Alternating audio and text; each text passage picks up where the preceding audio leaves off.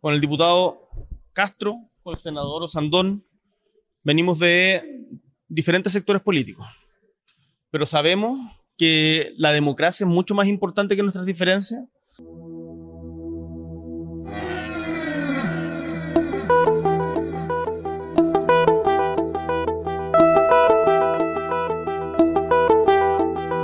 Hola, saludos desde los estudios centrales de Más 569 Medios. Soy Jorge Garretón, les doy la bienvenida a un nuevo episodio de Más 569, el podcast.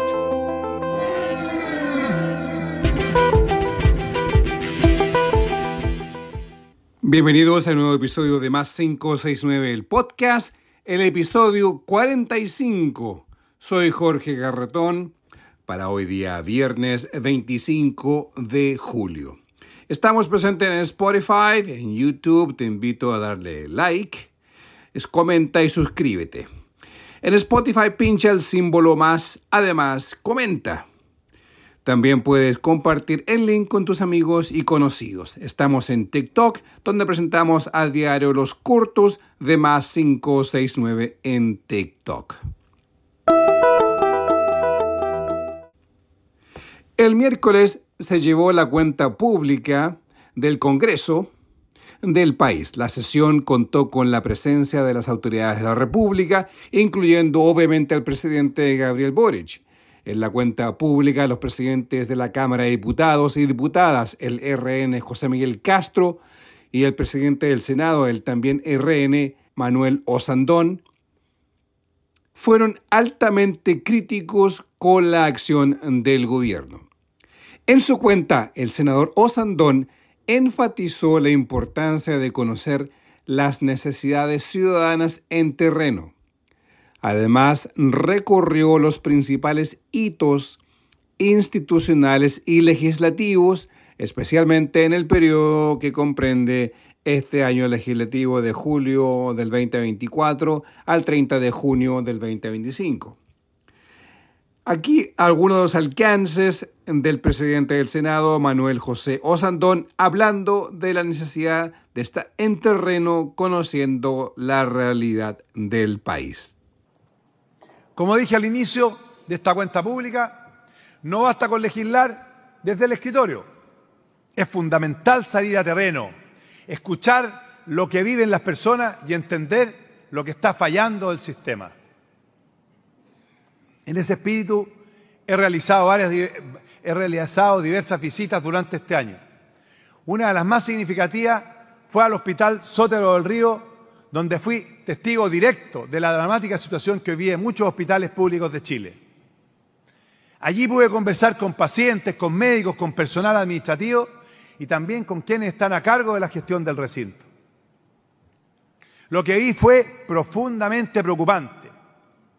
Una red colapsada, con falta de insumos básicos y con situaciones tan graves como la renuncia de todo un equipo de cardiología por no contar con las condiciones mínimas para hacer su trabajo.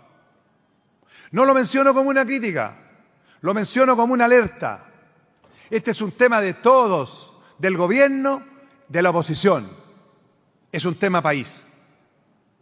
Nuestro deber es levantar estas situaciones, darle visibilidad y generar condiciones políticas y presupuestarias y normativas para que la salud pública vuelva a ser prioridad y una prioridad real. En este contexto tenemos el caso de Eric Sid, quien visité en su casa en Puente Alto. Él debía ser intervenido del corazón el 27 de mayo en el Sotero del Río, pero la cirugía fue suspendida por falta de insumo. Sí, en Chile hoy se suspenden procedimientos y cirugías vitales. Y como si eso fuera poco o poco suficiente, el CONPIN no le paga su licencia. Eric no puede trabajar, no tiene ingresos y sobrevive gracias a la caridad de sus padres. Eso es indigno, eso es inhumano. Por eso hago un llamado al CONPIN y al gobierno. La rigurosidad de esto debe ser con quienes abusan de la licencia, no con quienes están verdaderamente enfermos. El senador Osandón dijo que el Senado debe ser modernizado que es una necesidad. Agregó que el plan de modernización que busca introducir una planta de extinción que establezca una carrera funcionaria y que haga del Congreso una institución moderna, austera y legítima. También valoró esfuerzos institucionales como el incremento de las actividades formativas, visitas guiadas, encuentro con estudiantes y talleres regionales, que han permitido que las personas conozcan el rol del poder legislativo. El presidente Osandón, presidente del Senado, agregó que es importante hacer la pega tal como la hace la Contralora Dorothy Pérez, que contrastó con el Poder Judicial. Nada de lo que hemos hecho ni de lo que queremos hacer tiene sentido si no somos capaces de nosotros recuperar la confianza de quienes representamos. Y esa confianza no se recupera con discursos, ni con encuestas, ni con promesas. Se recupera con hechos. En ese sentido, la Contralora General de la República, la señora Dorothy Pérez, ella nos ha dado una lección a todos. La energía y el sentido de urgencia que ha mostrado están en plena sintonía con la que la ciudadanía espera de sus autoridades que hagan en la pega. Sin excusa, olvidándose la ideología.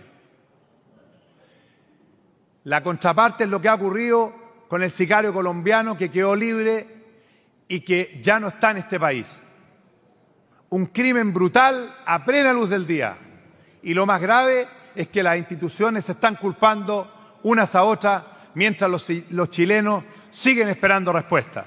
Es insólito y cuesta creerlo, pero un sicario de alta periodicidad que remató a un empresario en Ñuñoa fue dejado en libertad. La ciudadanía tiene derecho a conocer la verdad. No sabemos si lo que ocurrió fue una negligencia de alguno o algo más grave, como corrupción. Pero cuando un crimen tan brutal queda sin respuesta, no solo quiebra el Estado de Derecho, sino que erosiona la confianza pública y en todos nosotros. Quiero cerrar esta cuenta pública reafirmando 3 desafíos centrales para el Senado y para el país. Primero, la modernización de esta institución no es solo una opción, es una necesidad. Esta reforma va en serio porque la ciudadanía nos exige estar a la altura. Segundo, vamos a insistir en la agenda de seguridad. La gente quiere vivir tranquila, caminar sin miedo, criar a sus hijos sin violencia y que eso sea parte de lo cotidiano. Y tercero, escuchar a nuestros representados, entender lo que pasa allá afuera y no siempre es lo que nosotros estamos observando de acá. Tenemos que mirar más a nuestra ciudadanía. Finalmente voy a hacer una reflexión para terminar. En noviembre nuestro país se enfrenta elecciones presidenciales y parlamentarias. Será un momento decisivo que exige responsabilidad de todos los actores, del Congreso, del mundo político y, por cierto, de quienes aspiran a conducir los destinos de Chile. Lo que Chile necesita son propuestas, no consignas. Desde mi posición he comprometido la presidencia absoluta del Senado de la República, y así será. Pero desde el mismo espacio también hago el llamado al gobierno a actuar con la misma responsabilidad que vamos a hacerlo nosotros. Porque el país no está para pugnas de poder ni para medir esos egos políticos. Lo que se juega es mucho más importante. Es el deber de ayudar a nuestra gente a construir un país más justo y un país para todos. Un país más justo para nuestros adultos mayores, para nuestras mujeres, para nuestros enfermos, para todos nuestros niños, especialmente para Violeta, su hija, presidente, para mis hijos, para mis nietos, para los de ustedes. Ellos merecen vivir en un Chile más justo y solidario. Para terminar, creo que esto debe ser el compromiso. Ahí donde se juega el sentido común de la política, el servir y no servirse. Agradezco sinceramente a todos quienes hoy nos han acompañado. Espero que este acto no sea solo una cuenta pública, sino una renovación de nuestro compromiso con la democracia, con el servicio público y con la esperanza de que Chile sí puede avanzar y Chile puede ser mejor. Por su parte, el presidente de la Cámara de Diputados, el RN José Miguel Castro, fue altamente crítico con el gobierno en el área económica, en el área legislativa, en el área del envío de proyectos de leyes y sus enmiendas posterior, al mismo tiempo del estado administrativo de la incapacidad de generar los reglamentos a las leyes ya aprobadas. El presidente de la Cámara recalcó que la actividad legislativa durante este periodo, pero no dejó de ser crítico y severo con el gobierno, aunque en la agenda de seguridad recalcó la actividad legislativa cumplida. Durante este periodo se aprobaron leyes fundamentales en el área de las pensiones, la seguridad, la salud, la educación, vivienda. Destacan el nuevo sistema mixto de pensiones, la creación del Ministerio de Seguridad Pública, la modernización de la ley antiterrorista, el control de licencias médicas, nuevos subsidios para sectores como la vivienda y la pesca artesanal. En esta última área, pese a las discrepancias iniciales, la ley de fraccionamiento pesquero logró ser aprobada gracias a un trabajo legislativo desplegado en más de 7 regiones y al diálogo directo con las comunidades.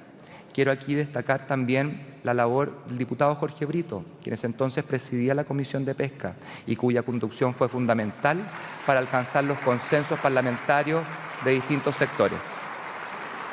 Pero este esfuerzo también permitió la transversalidad de la Cámara, sumando apoyos tan diversos al diputado Brito como al diputado Bobadilla, demostrando que el diálogo y la presencia territorial son claves para avanzar en las soluciones reales de este país. En cuanto a iniciativas de origen parlamentario que se han convertido en ley, quiero mencionar algunas. La 21.734 de los diputados Bianchi, Jaime Araya, Ulloa, Tapia, Soto y de las diputadas González, Marzán, Molina y Musante. Esta ley autoriza a la PDI a utilizar tecnologías biométricas para autentificar a las personas que viajan en vuelos nacionales, en coordinación con otros organismos de Estado y resguardando la privacidad y la protección de los datos personales, obviamente. La ley 21.738 de los diputados Guzmán, Alessandri, Joanet, Leal, Lonton, Mattenson, Ramírez, Sauerbaum, Charper y Undurraga. Esta ley amplía el acceso al Registro Nacional de Prófugos, incorporando nuevas entidades y permitiendo su consulta a organismos públicos bajo estrictas condiciones de confidencialidad. Ambas leyes fortalecen la seguridad pública al facilitar la identificación biométrica en los vuelos nacionales y mejoran el acceso y la coordinación en el control de prófugos de la justicia. Por otra parte, pero dentro de la misma área de seguridad, nos encontramos con la ley 21.729 de las diputadas Osandón, Cordero, Cid, Flores, Muñoz y los diputados Alinco y Vinter. En esta ley se protege a los usuarios al exigir que cada dispositivo móvil esté registrado a su dueño y que los equipos robados sean bloqueados, dificultando así la venta ilegal y desincentivando justamente este tipo de delitos. Ahora bien, en el área de educación nos encontramos, por ejemplo, con la 21.707 de los diputados Maya, Bernales, Calisto, Camaño, Mirosevich, Santana, Videla y de las diputadas Medina, Plasencia y Schneider. Esta ley modifica la legislación de la educación superior para garantizar un derecho fundamental, que ningún estudiante sea impedido de rendir sus exámenes de grado ni de recibir su título o certificación por no haber pagado sus deudas arancelarias. En el ámbito del deporte, la ley 21.739 de los diputados Guzmán, Arroyo, Camaño, Celis, Manucheri, Messi y Zulantay y las de diputadas Eric Olivera y Marisela Santibáñez. Una ley que fortalece la seguridad del deporte al exigir implementación de protocolos de emergencia en todas las actividades y competencias deportivas. Agregó que la actividad administrativa del gobierno ha sido deficiente. Además, llamó al crecimiento económico y cuestionó la capacidad del gobierno de desarrollar políticas encausadas hacia el crecimiento económico. Quisiera referirme a otro de los grandes dolores que sufren los chilenos. Hoy en día la incertidumbre económica, una incertidumbre que no es teórica, sino que se traduce en la cruda realidad que viven cientos de miles de familias en Chile, que no saben si podrán llegar a fin de mes. Ante esto, la respuesta es una sola. Chile necesita con urgencia volver a crecer.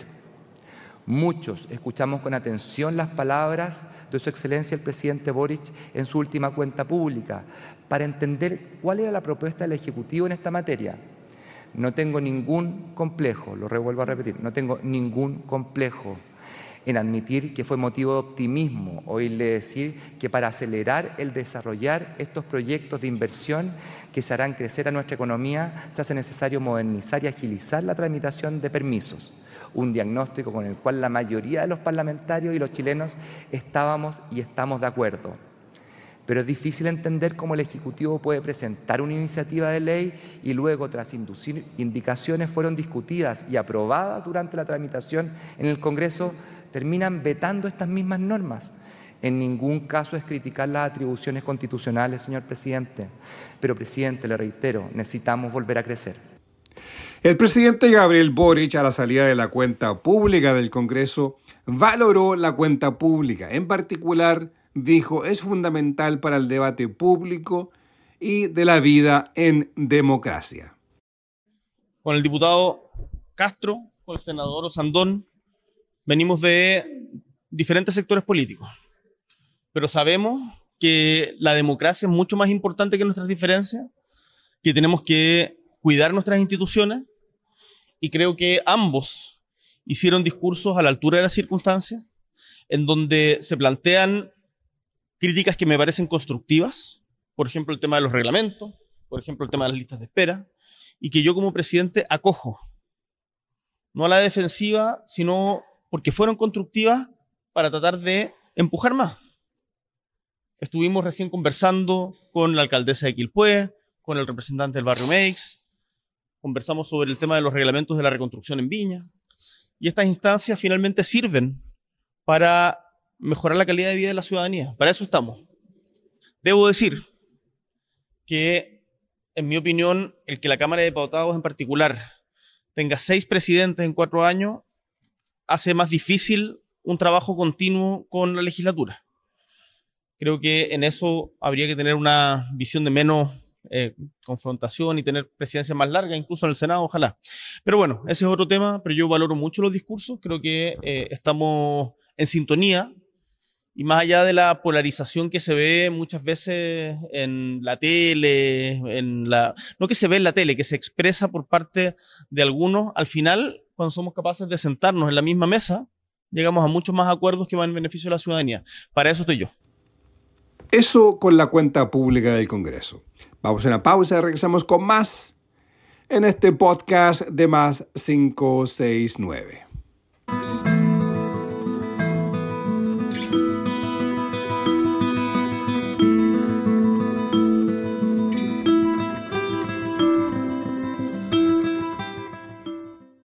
Hablemos de los aranceles que presuntamente impuso el gobierno de Estados Unidos a todas las exportaciones de cobre a ese país a partir del 1 de agosto. Este miércoles, la ministra de Economía, Aurora Williams, junto a los ministros de Economía, Nicolás Grau, y la subsecretaria de Relaciones Económicas Internacionales, Claudia Sangüesa, sostuvieron una reunión ampliada con la industria minera, junto con los gremios relacionados con el cobre. Junto a las autoridades mencionadas también participaron la vicepresidenta ejecutiva de Cochilco, Claudia Rodríguez, y el embajador de Chile en Estados Unidos, Juan Gabriel Valdés. Recordemos que Cochilco es el centro de estudios que tiene el Estado chileno para analizar el estado del cobre a nivel global. La capacidad de producir cobre en Chile, por un lado, la capacidad productiva global, estimación de precios, la capacidad o la cantidad de cobre en el mercado o en los mercados y cómo esto impactaría al cobre chileno. En este encuentro del sector minero participaron el presidente del directorio de Codelco, el obviamente conocido Máximo Pacheco, el presidente de la Sociedad Nacional de Minería, Sonami, Jorge Riesco, el presidente ejecutivo del Consejo Minero, Joaquín Villarino. El vicepresidente de Asuntos Corporativos para América Latina de BHP, Raúl Muga, el country manager de Freeport-McMoRan, Mario Laneras, la presidenta de la Asociación de Proveedores Industriales de la Minería, APRIMIN, Dominique Viera, el gerente de Asociación de Industrias de Antofagasta, Fernando Cortés, y el presidente de International Copper Association, Juan Ignacio Díaz. La reunión tuvo por objeto conocer la visión de los actores del sector minero junto con informarles de las acciones que está realizando el gobierno a la espera de conocer más detalles sobre los anunciados aranceles a las importaciones de cobre al mercado norteamericano. Tras la reunión, la ministra Williams de Minería dijo que esta reunión busca informar a los actores del sector minero sobre el proceso de defensa de la minería chilena. Hemos concluido la reunión del Grupo Cobre respecto de la situación arancelaria Chile y Estados Unidos. Ha sido una participación fluida de todos los actores, en donde no solo hemos invitado a las empresas mandantes y a los gremios mineros, sino que además a aquellos que representan a la cadena de valor de la industria minera. Y no nos cabe duda de que la mirada conjunta respecto del tema que hoy día estamos abordando es importante y nos permitirá poder generar las acciones que correspondan a través de nuestro Ministerio de Relaciones Exteriores y nosotros como colaboradores activos de su quehacer. La subsecretaria de Relaciones Económicas Internacionales, Claudia Sangüesa, agregó que esta reunión es para explicar la respuesta que como país se está dando a la política arancelaria de Estados Unidos al cobre. Y busca no solo explicar, sino que también contar con una visión conjunta y respuesta conjunta como país. Pudimos informarles entonces las gestiones que hemos estado haciendo a nivel de la Subsecretaría de Relaciones Económicas e Internacionales con nuestra contraparte y poder contarles también cómo vamos avanzando en este sentido. Es importante para nuestro gobierno que estemos todos los actores informados y coordinados porque este es un tema país. Así que seguiremos trabajando de esa manera para poder enfrentar los desafíos del presente y también el corto y mediano plazo. Desde los proveedores industriales al sector minero, Dominique Viera dijo que esta reunión fue importante, ya que fueron escuchados y además pudieron escuchar sobre las acciones que el país está tomando. Estamos muy contentos por la invitación a conversar en este pequeño grupo sobre las implicancias que pueda tener un arancel sobre el cobre. Nosotros, desde el punto de vista de los proveedores, creemos que pueden haber algunos riesgos, sin embargo, en el largo plazo, al parecer, todos coincidimos con que la demanda de minerales críticos va a ser superior. Por su parte, desde el sector minero privado, desde la Sonami, Jorge Riesco agradeció ser invitados y participar en este tipo de reuniones. Lo importante que es empoderar bien a nuestro Ministerio de Relaciones Exteriores, a la Cancillería, para que realicen la representación del país en las negociaciones que haya que tener, con todos los antecedentes, digamos, y con toda la representatividad que necesita para poder llegar a buenos resultados. Es importante resaltar que Estados Unidos es el socio comercial número 2 de Chile en el cobre. Respecto a las exportaciones chilenas de cobre a Estados Unidos, representó el año pasado un 11,1%, que equivale a 5.633 millones de dólares, siendo en su totalidad casi cátodos y secciones de cátodos refinados de cobre. China, hay que recalcar, es el principal comprador de cobre chileno, por sobre el 52% de todo el cobre exportado el año pasado. En tercer lugar, y muy cerca de Estados Unidos, es Japón con un 10,5% de las exportaciones chilenas de cobre, luego viene Corea del Sur y Brasil. Se espera que la India ingrese prontamente a ser un comprador importante del cobre chileno, que en el caso de así ocurrir, la presión sobre Estados Unidos será cada vez mayor, ya que el cobre y otros minerales críticos como el litio son fundamentales para el cambio energético del cual Estados Unidos está peligrosamente rezagado. Ponemos fin a esta edición de Más 569, el podcast. Soy Jorge Garretón. Estamos en YouTube. Dale like, comenta y suscríbete. Además, comparte el podcast con amigos y conocidos. En Spotify, pincha el símbolo más para suscribirte. No olvides en compartir. En TikTok estamos a diario. Ahí publicamos un corto con la nota más relevante del día. Visita como Más 569 Podcast. Que tengan un buen fin de semana. Nos vemos este día lunes. Eso es todo en esta edición de Más 569 el Podcast. La música es cortesía de Edgardo Moreno. La música escuchada lleva el nombre de Electric Guitar del álbum A Sprinkle of Africa. En la introducción y cierre de este programa, el tema de los intermedios se llama Captivus del álbum Taking Stock. Para escuchar la música de Edgardo Moreno, los invito a visitar bandcamp.com. El arte que acompaña este podcast es del artista Alejandro Balbontín. Lo encuentras en alejandrobalbontin.com.